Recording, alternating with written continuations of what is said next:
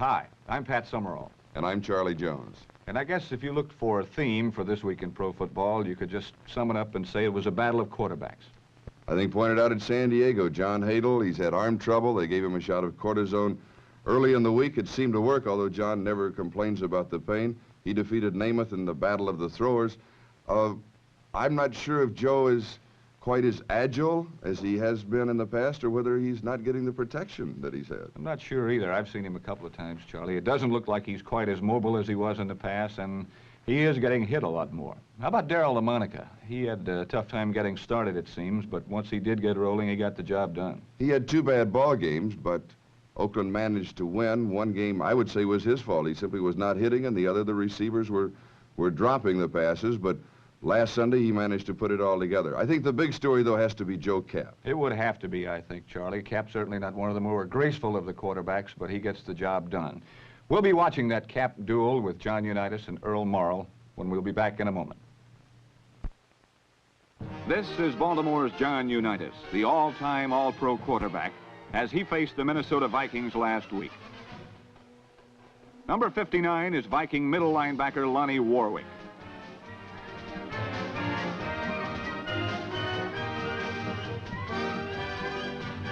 This is Earl Morrall, last year's NFL Player of the Year, as he faced the Minnesota Vikings last week. Number 29 is Viking safety man Carl Kasulke.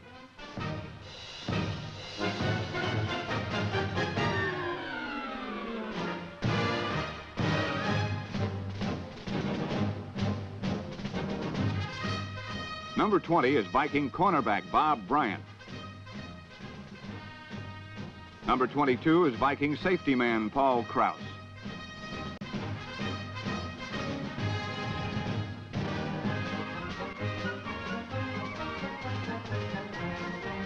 The Colts' great quarterbacks were not only pressured into 3 interceptions, but even when they were on target, the results were not very profitable.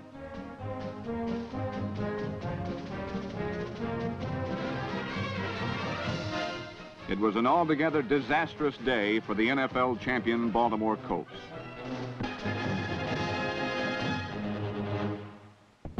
This is Joe Kapp, a big, tough quarterback whose best game previously was last year's Western Conference Championship, in which he set Viking passing records even while the Colts were ripping him limb from limb. For one brief moment, number 78, Bubba Smith, made last week's game look very similar. Number 85, defensive end Roy Hilton, picked up the loose ball and galloped 61 yards to a touchdown, a play almost identical to one made last year by Mike Curtis, the play which broke the broad back of the Vikings. But lightning did not strike twice. This year, the play was nullified by a penalty. And this year, Joe Kapp was better than ever, almost unbelievably so. Kapp withstood everything the Colts threw at him and still managed to complete 28 passes to 12 different receivers. Number 87, tight end John Beasley, left the Army just in time to catch 6 passes. Halfback Dave Osborne, number 41, also caught 6.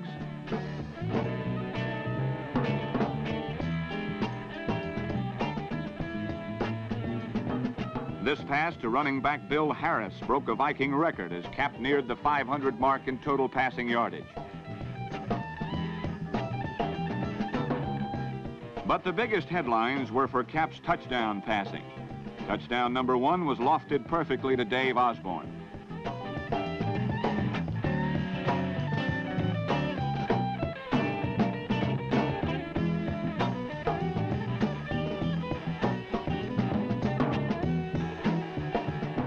Touchdown number 2 was a beautifully thrown pass to Gene Washington, who had his 2nd consecutive great week. 6 catches for 172 yards, 83 of them on this play.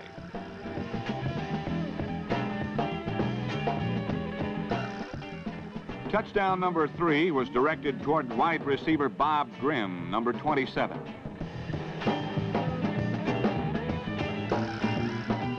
Once again, from the viewpoint of the defensive backfield, a great play by Bob Grimm.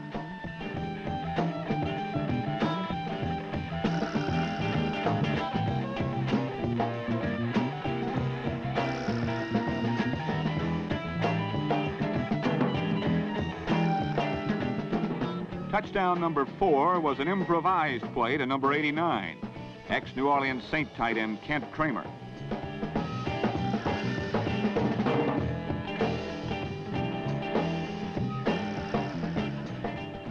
Touchdown number 5 was another bomb to Gene Washington, his second of the day.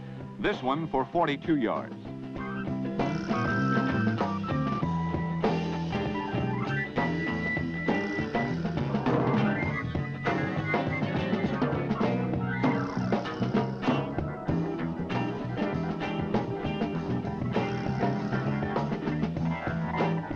Touchdown number 6 was a diving catch by number 87, tight end John Beasley.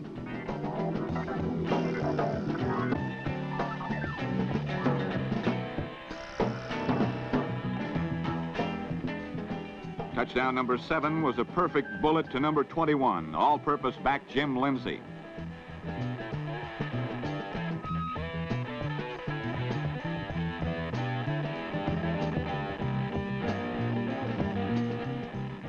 Seven touchdown passes, a feat accomplished by only 4 other men: Sid Luckman, Y.A. Tittle, George Blenda, and Adrian Burke, the latter an official in this very game. Cap said afterward, this game was similar to the 2 we lost to Baltimore last year. We tried to pass against them then. We've been getting ready for this game ever since. For Joe Cap and Bud Grant's Vikings, this could be their year.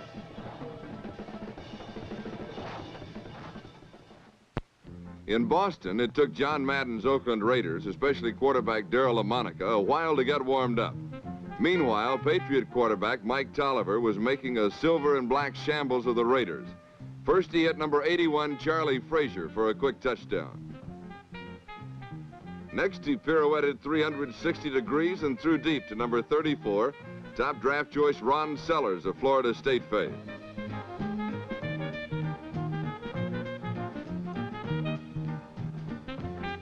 Then Tolliver faked to Jim Nance and fired his second touchdown to number 82, tight end Jim Whalen. Boston 13, Oakland nothing. But a funny thing happened on the way to the 14th point. From then on, Mike Tolliver and the Patriots might as well have gone home. Number 77 is defensive end Ike Lassiter. And number 3 is quarterback Darryl LaMonica, who finally had warmed up. His first touchdown pass went to number 81, Warren Wells.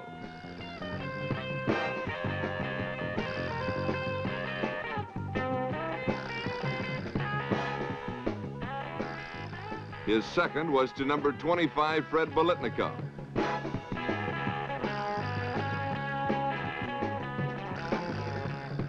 LaMonica's third touchdown was a classic bomb. Again to Warren Wells, wide open for an easy 55-yard score.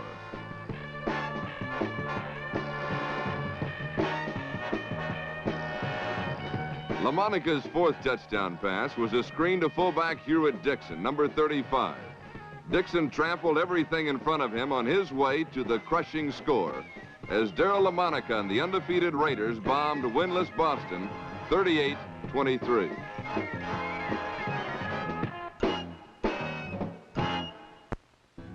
Sports' most famous white shoes, padded knees, right arm, and long hair all belong to number 12, super quarterback Joe Namath. Last week, Namath faced a quarterback he has called the best in the AFL, number 21, John Hadle of the San Diego Chargers. Hadle scored first with a bullet to illustrious Lance Alworth, who has never played a pro game in which he did not catch at least one pass.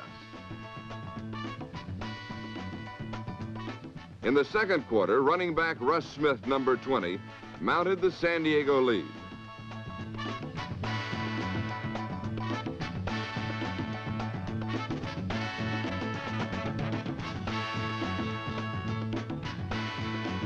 Next, Hadle began to find wide receiver Gary Garrison, number 27.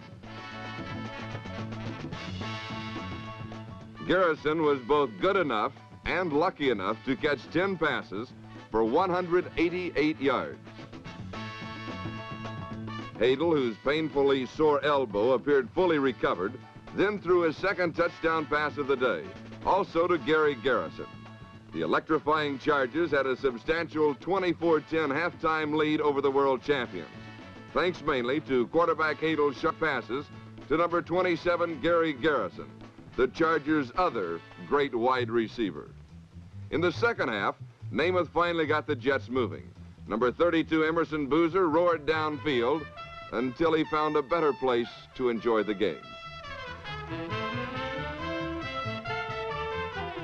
Namath found number 83, George Sauer, slanting just beyond the fingertips of number 40, Joe Beauchamp, and the Jets were back in the game. Altogether, Namath hit on 29 passes to tie the club record for completions. In the fourth quarter, Weeb Eubank superheroes drew within a touchdown as Emerson Boozer followed number 66, guard Randy Rasmussen, to another New York touchdown.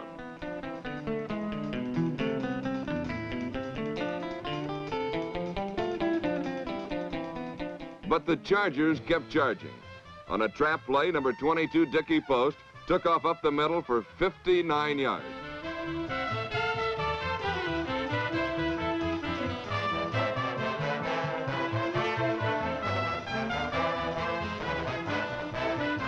John Hadel finished the Chargers scoring as he hit his third touchdown pass of the day, his second to Gary Garrison.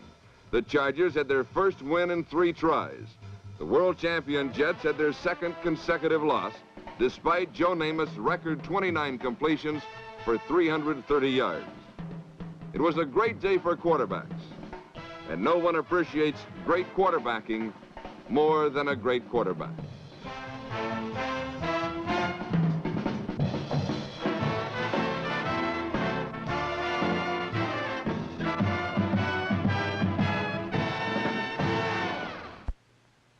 Last year, the Eagles and Bills were the doormats of their respective leagues, and quarterback injuries were more than a little responsible for this bad fortune. However, Norm Snead and Jack Kemp appeared fully healed last week as they led their teams on an offensive barrage that meant the first victory for their new coaches. The Pittsburgh Steelers traveled to Philadelphia's newly carpeted Franklin Field to meet the Eagles and proceeded to run up a 13-0 first quarter lead. Enter Norman Snead and a greyhound named Hawkins. Snead, number 16, opened the second period with a floater, which Ben Hawkins, number 18, snatched away from the startled Steeler defender.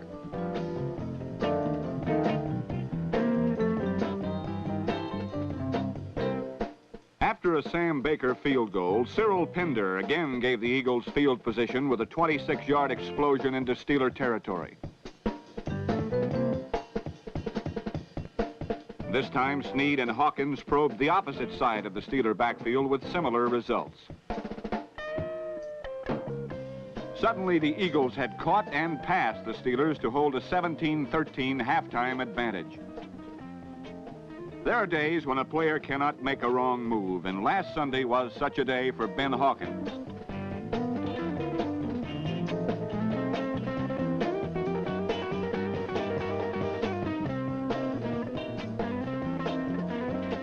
A replay shows how he taught rookie cornerback Clarence Oliver, number 27, a painful lesson about life in the NFL, and gathered in this third touchdown pass in slightly more than a half.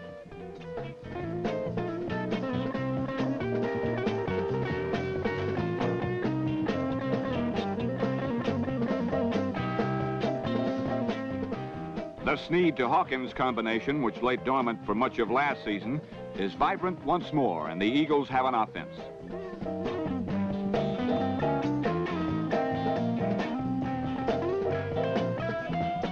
Hawkins was no less spectacular in the middle of the field as he flipped Oliver and turned a short sideline pass into a first down.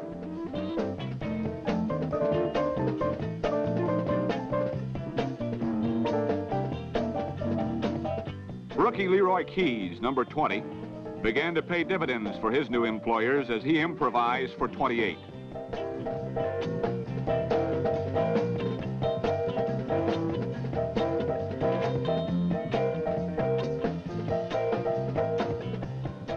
Snead stayed with a sure thing, Ben Hawkins.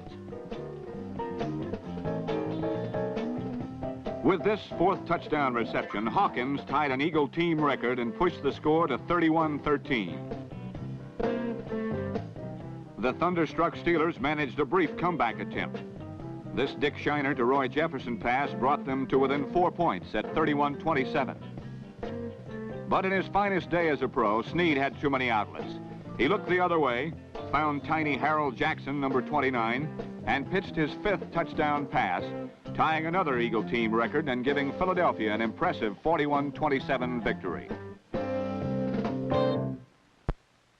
Jack Kemp, the veteran signal caller of the Buffalo Bills, was still another quarterback who sparked his team to victory last week. At first, however, it was Pete Lisk, the quarterback of the Denver Broncos, who gained the advantage. His touchdown pass to Mike Hafner gave the Broncos a 14-3 first quarter lead. In the second period, Buffalo's defense turned the tables on Lisk. Some effective blitzing tactics by linebacker Mike Stratton, number 58, and safety George Sames, number 26, wiped out Denver's offensive momentum. Rookie O.J. Simpson, number 32, ignited the Bills' offense with some strong running.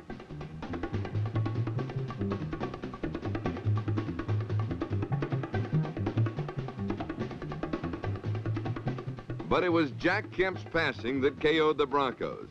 He threw to Simpson for 1 touchdown, and this pass to Haven Moses put Buffalo ahead 20-14 at the half.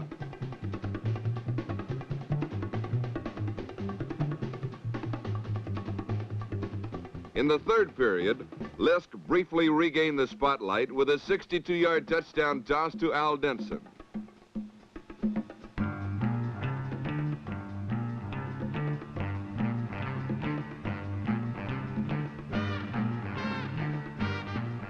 As we review that last play, we see that Lisk's pass was slightly underthrown, but Denson adjusted to the throw and eluded Booker Edgerson to put Denver ahead again, 21-20.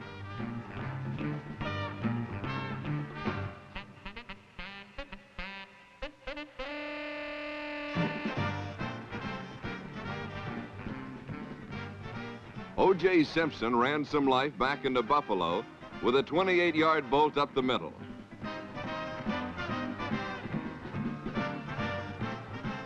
Wayne Patrick, a second-year running back from Louisville, moved the Bills 6 points ahead with a 4-yard touchdown plunge.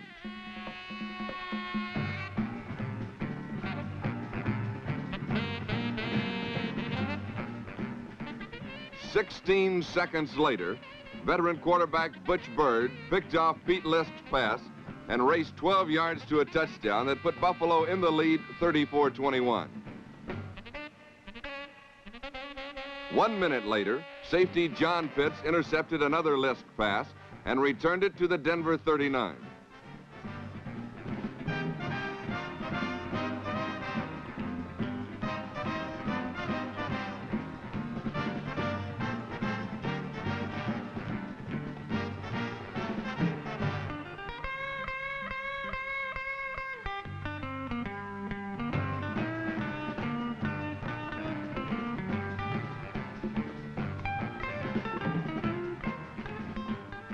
Kemp immediately capitalized on his team's excellent defensive work by throwing his 3rd touchdown pass of the day. This one covered 6 yards and was caught by tight end Billy Masters.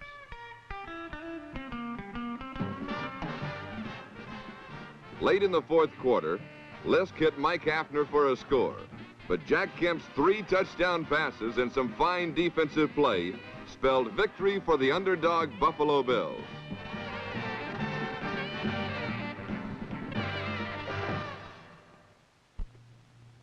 Me that they're pretty much taken for granted. I mean, did you ever wonder about the action stills of various players and how they got there?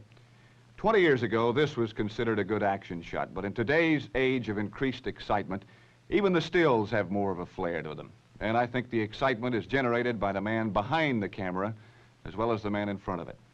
In this week's feature, we meet one of the best of the men behind the camera. His name is Lawhead, and his style, as you will see, is unique. The Giants, Dolphins, and Bears suffered defeat last week at the hands of teams on the way up.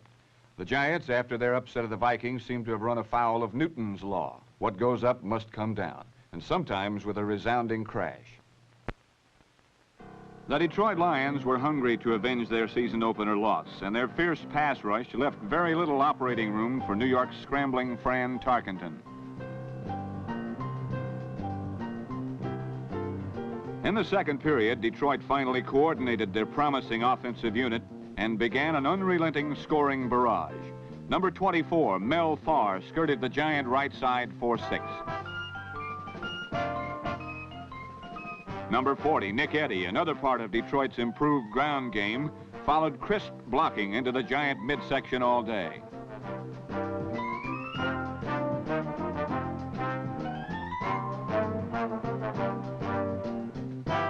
Now, with a healthy ground attack to take pressure off his receivers, quarterback Bill Munson hit number 88, tight end Charlie Sanders, on another touchdown drive.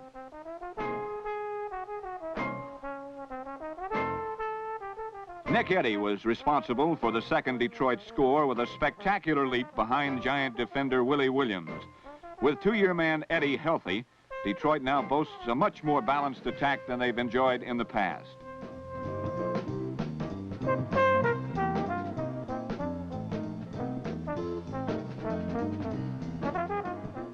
Finally, number 20, All-Pro cornerback Lem Barney capped off the Lion rout and a great day of his own with a 74-yard punt return that finalized the shutout at 24-0.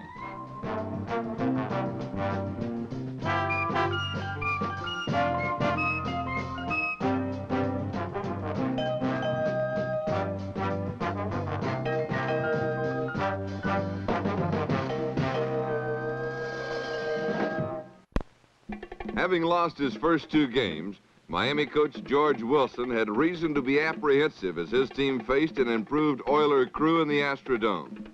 After a scoreless first quarter, Miami quarterback Bob Greasy vaulted the Dolphins into a 10-0 lead in the second. Howard Twilley, number 81, survived some rough treatment to sting the Oilers with a 9-yard touchdown reception.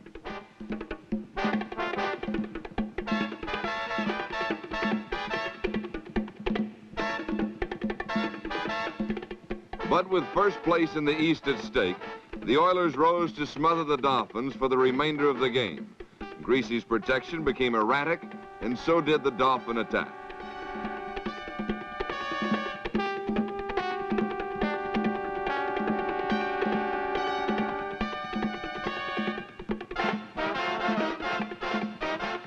Houston quarterback Pete Beathard had one of his finest days as he completed 18 of 31 passes for nearly 200 yards. This one to wide receiver Jim Byrne gave Houston a first down at the Dolphin 3. Roy Hopkins, number 36, weaved his way to a third quarter touchdown that put the Oilers ahead 13-10.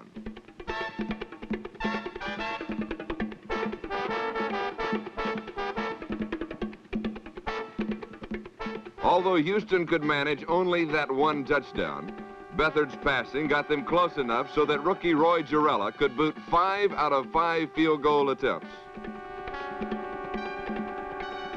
The Oilers suffered last year from a lack of place kicking. Now that they are in first place in the East, Roy Girella has every intention and the ability to keep them there as he led Houston to a 22-10 victory over Miami. The Chicago Bears came to St. Louis looking for their first win. But on the second play from scrimmage, the Big Red defense forced nifty Gale Sayers to fumble and took over near midfield.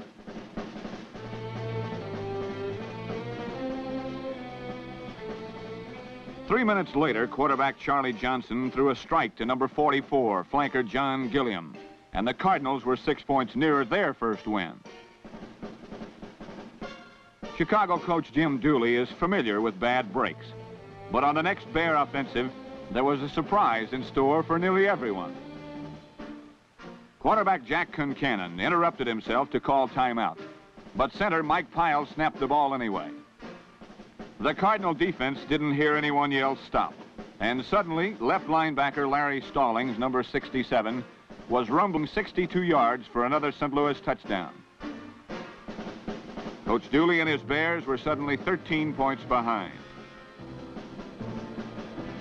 A top view of all the confusion shows that alert Larry Stallings stole the goods and left before anyone asked whether he was allowed to. The officials ruled he was.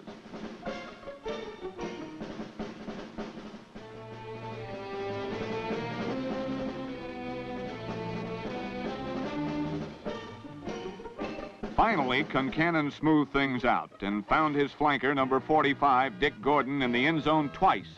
Once in the second quarter and once in the third, and the score was nearly even.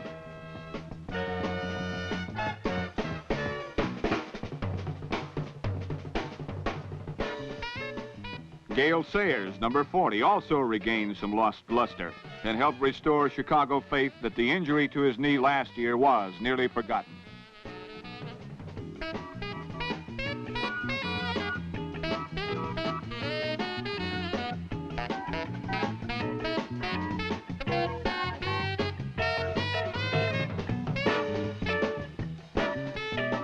But later, number 17, quarterback Jim Hart, entered the game for St. Louis and hit number 44, John Gilliam, twice on a drive for the go-ahead touchdown.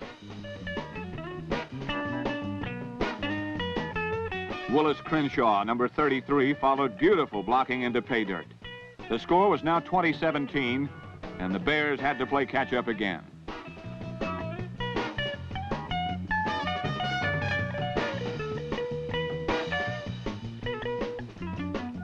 With 3.5 minutes left, Jack Concannon gamely drove upfield, completing 7 out of 9 passes.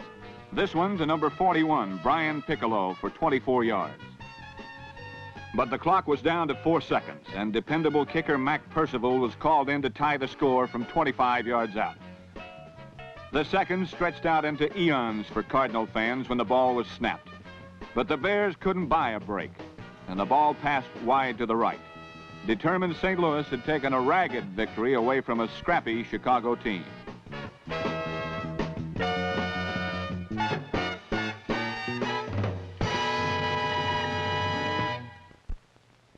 The Packers, Cowboys, Rams, and Browns are all leading in their respective divisions. They are also the last 4 teams in the NFL to remain undefeated after only 2 weeks of play. This is a greater than normal fatality rate. Not surprisingly, Green Bay has proved that their slogan, "The Pack will be back," is no idle threat. In the first half against the Packers, the 49ers marched to the tune of "I Dropped My Pass" for San Francisco, while the Packers sang "Where Have All the Field Goals Gone?" But that was the first half. The opening kickoff of the second brought the sound of a different drummer as Dave Hampton went 86 yards for a touchdown. Only 84 of them, however, with the ball. But nobody noticed the premature spiking of the ball, and the Packers led 7-0.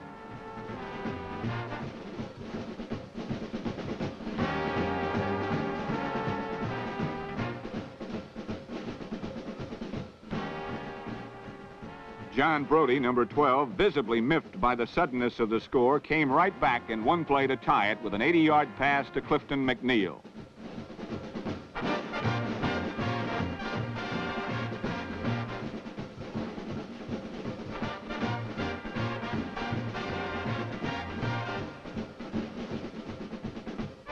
There were no real threats by either team until late in the quarter when Bart Starr, number 15, gained a first down on the 49er 27-yard line with this pass to fullback Jim Grabowski.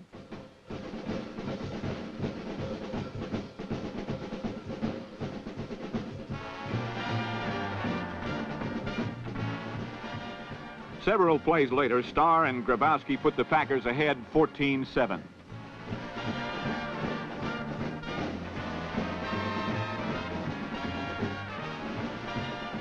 With just 1 minute left, Brody and the 49ers came back. Bob Windsor, number 89, advanced to the Packers' 7-yard line. Brody, who had several key passes dropped during the afternoon, seemed to be on his way to relieving some of the 49er despair with at least a tie. On the next play, he saw Gene Washington alone in the end zone. He didn't see Herb Adderley until it was too late, and that was it.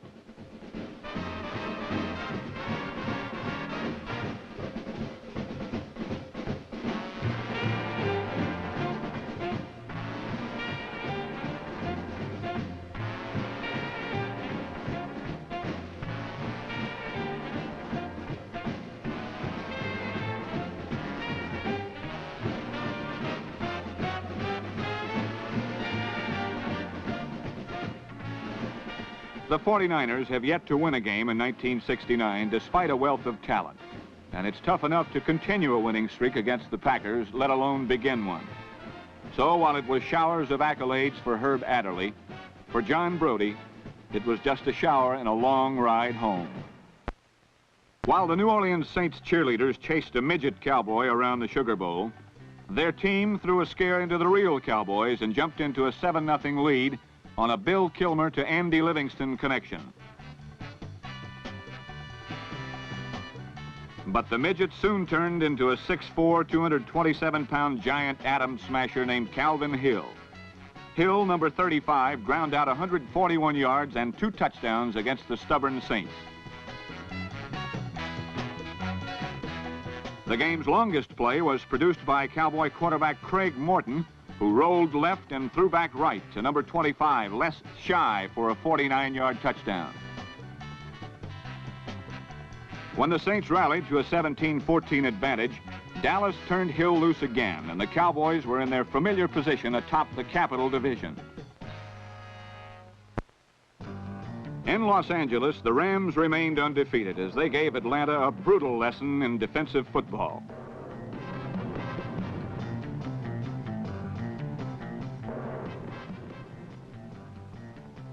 The essence of defensive football is the fight to get at the quarterback. When the defense wins, they must be given the trophy.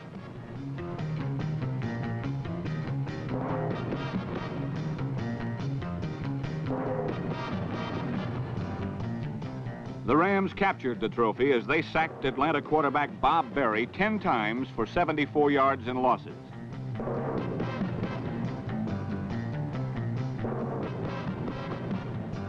The Rams supplemented a ferocious defense with the passing of Roman Gabriel to Wendell Tucker and remained atop the Coastal Division, opening up a 2-game lead over the defending champions, the Baltimore Colts. The Cleveland Browns, primed to unleash their awesome ground attack against Washington, were stunned by Redskins rookie Larry Brown's 58-yard dash through an amazed Cleveland defense.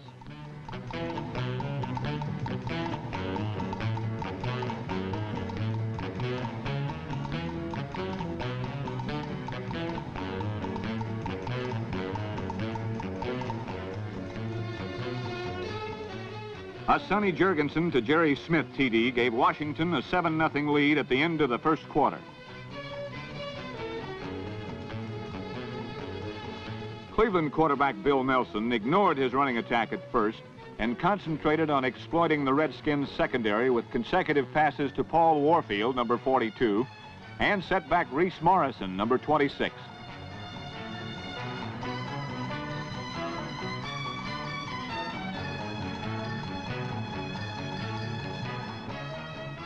Cleveland tied the game at 7 on rookie Ron Johnson's smash between end and tackle. With the score tied at 10 in the third quarter, Nelson set up the Redskins for a draw play with a pass to Warfield. Expecting another pass, Washington was completely fooled by the devious draw, and Ron Johnson waltzed in for his second touchdown. Trailing 20-10 in the last quarter, the Redskins' pass master riddled Cleveland with passes to Bob Long, number 80, and Charlie Taylor, number 42, as Washington moved to the Browns' 1-yard line.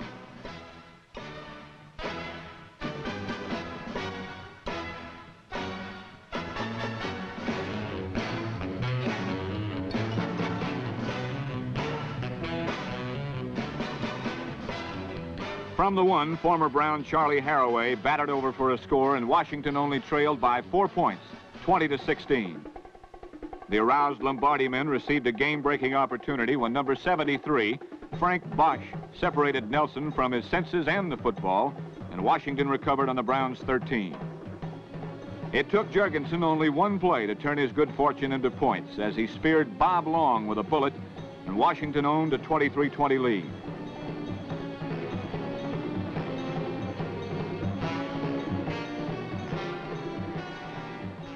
With just over 1 minute to play, Bill Nelson directed the Browns to the Washington 15.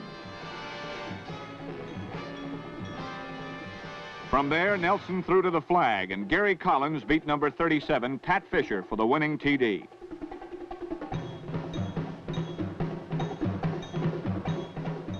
Collins' only reception of the day kept the Browns' record unblemished and gave them sole possession of first place in the Central Division.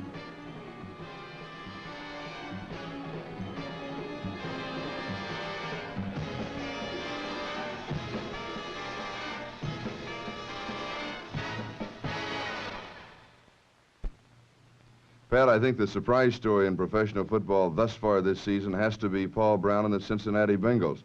A legend in his own time, I had always heard that he was rather old-fashioned as far as his offense was concerned, and yet this year he has one of the most modernistic offenses in professional football. In the days when he was the coach of the Cleveland Browns, Charlie, I can recall in playing against him that when you started to defend against the Browns in the first series of downs, you would expect a draw play, a sweep, and a pass. And that was the way, by that time, by those first three plays, he would read your defense and have his whole game plan fixed in his mind, just on the way you played those plays. It was sort of a mechanical team. He called the plays by shuttling his guards. I can't really, I haven't seen Cincinnati that much. I know you have, but I can't really imagine a Paul Brown team that wouldn't be sort of a methodical outfit. But methodical really is not the way to describe it. He still does shuttle his guards. He has a rookie quarterback in Greg Cook, who is one of the few rookie quarterbacks that I've ever seen that can go to a second or a third receiver, and yet it is not mechanical. It's a young ball club, a tremendous defensive ball club. You have the one veteran in the secondary, Bobby Hunt. You take the other 10 men on their defensive ball club, and they total like 8 years' experience. There are a million stories about Paul Brown in the old days, and that methodical trait of his. I'm sure you've heard a million. Well, I remember George Ratterman mentioning when he was playing behind Otto Graham in a ball game. They had 2 minutes to go in the first half, and Otto gets knocked out right in front of the bench, and Paul calls a timeout, and they're working on Otto, and the time runs out, and the officials come over, and they say, "Coach, what are you going to do?" He says, "I'll take another timeout," and they work on him again. And George came over, and he said, "Coach, do you want to forfeit, or do you want to put me in the ball game?" The Bengals, they're undefeated after their first 3 games. As we mentioned, they lead, or at least are tied for the lead in the Western Division in the American Football League. And if they're not a young, tough ball club, I think you might have to ask the Kansas City Chiefs. When the Kansas City Chiefs met Cincinnati, they seemed to be suffering from an identity problem. Sometimes they looked like the powerful super chiefs they were supposed to be.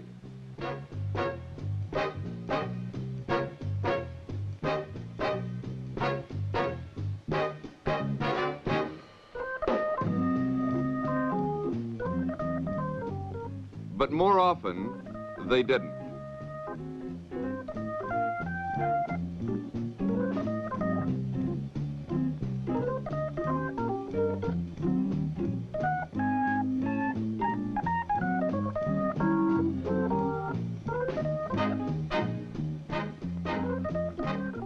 Luckily for them, Jan Stenerud, number 3, was his consistent self as he gave Kansas City a 6-0 lead. However, Bengal fans should not have been disheartened. They should have known by now that the Paul Brown quick messenger service is becoming ever more consistent in its delivery.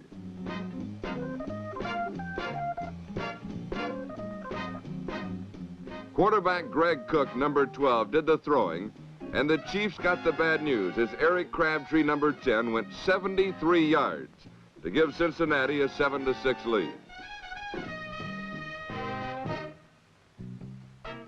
But then quarterback Cook was welcomed to hard times by Kansas City's number 51, Jim Lynch. A muscle pull in his throwing arm put Cook out of the game. Of course, the Chiefs felt little sympathy as they were playing without their starting signal caller, Lynn Dawson.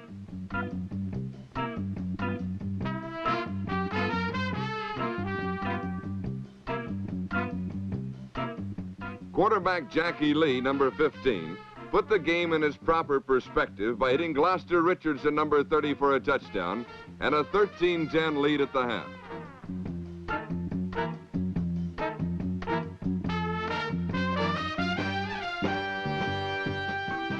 But quarterback Sam Weich, number 14, came off the bench and hooked up on an 80-yard touchdown pass to Bengal Bob Truppy, number 84, who was rather emphatic about the score.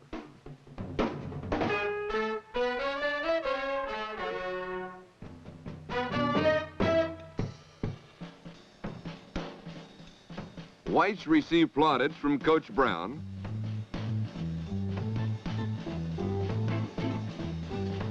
And the inexperienced Bengals continued to play heads-up ball as number 18, Paul Robinson, added 22 yards to the home team's offense.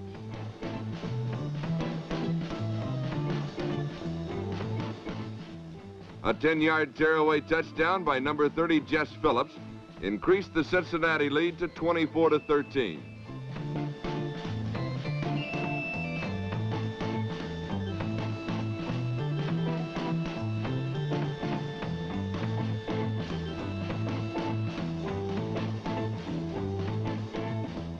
However, with only 1:23 left in the game, the Chiefs' Wendell Hayes, number 38, skirted the left side to close the gap to 24-19.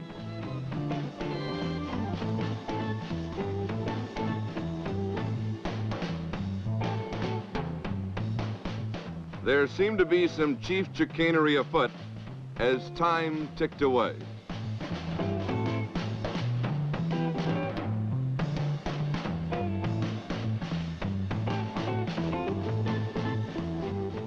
But the joke was on Kansas City as the Bengals' 24 points were enough to keep their 3-week shock wave rolling.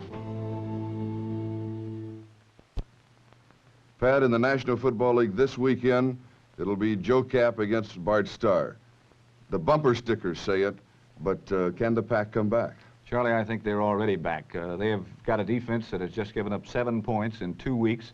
Minnesota has a fine defensive club to go with Joe Cap. If I got backed into a corner, I'd pick Minnesota. Big game in the AFL, I guess, is Cincinnati at San Diego. What do you think about that one? We've talked about Cincinnati up until the Chargers' performance against New York. I would have had to go with the Bengals, but now I think San Diego has the momentum, and I'll go with the Chargers. I'll check you. All right. I'm Charlie Jones. And I'm Pat Summerall. See you next week.